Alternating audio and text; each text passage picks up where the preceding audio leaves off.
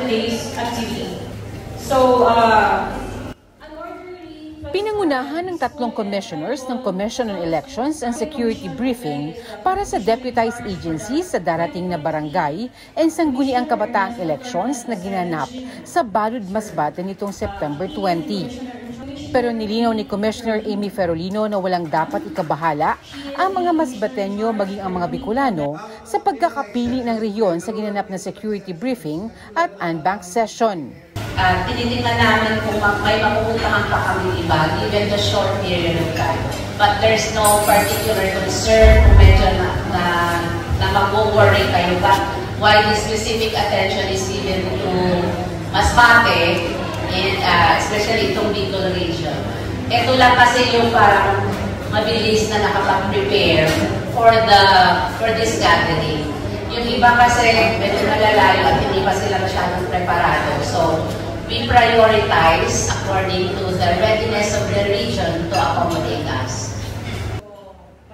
Albay ang nangunguna sa listahan ng areas of concern ng COMELEC Bicol para sa darating na halalan, pangalawa ang Masbate.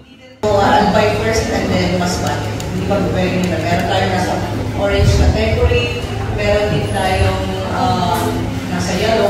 Pero ang pinaka-overwhelming majority po ay green. So generally, peaceful po ang regional.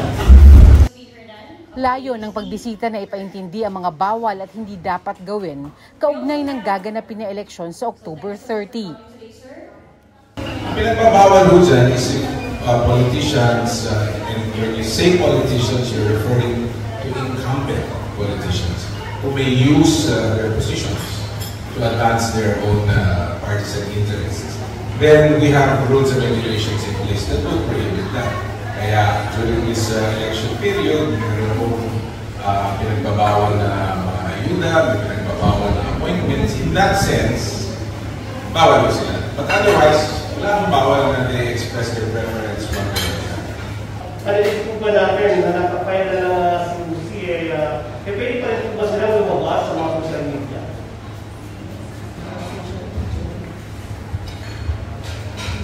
There is premature campaigning in this election.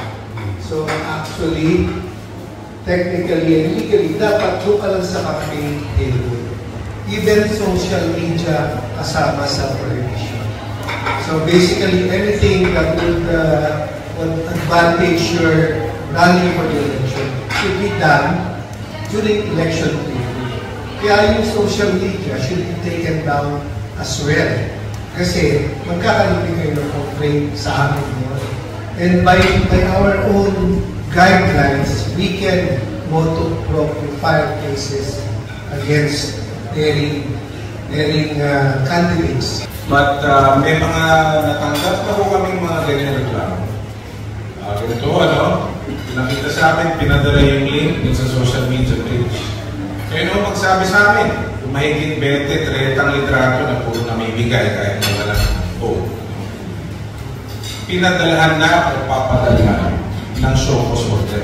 Hindi na ho nag-antay ang COMELEC in this case. Kasi while ordinarily, as Commissioner Bulay said, pag pinadala ho sa amin reklamo, pag-aaralan namin. Pero kung nakakita naman ho kami na ganyan kagarapan, talagang uunahan na namin. Papadala na ho namin ng show cause order at paliwanag sa amin kung bakit niya ginagawa. Hindi na ho namin aantayin ng reklamo pa. So kung kaya sa ating mga nakikinig ngayon o nanonood sa ating mga media channels, sana ho, ito pong PSKE, enforce ho yung patakaran ng Omnibus Election Code against premature campaign. Kung gusto nyo mga kampanya, antayin nyo na lang po ang October 19 hanggang October 28. At yan ang official start and end of the campaign period. Before that, maaaring mag-post kayo sa social media. We do not have the manpower to police everybody. These are 42,000 barangays. Pero yung mga kalaban nyo, yung mga kasama nyo sa barangay, yung mga nagbabasa na nanonood ng mga social media nyo, kung di nyo sila kakampi, sila mo magsusumbong. At kung sila to magsumbong, action kami. Dumalo rin sa aktibidad ang mga provincial directors ng COMELEC Bicol.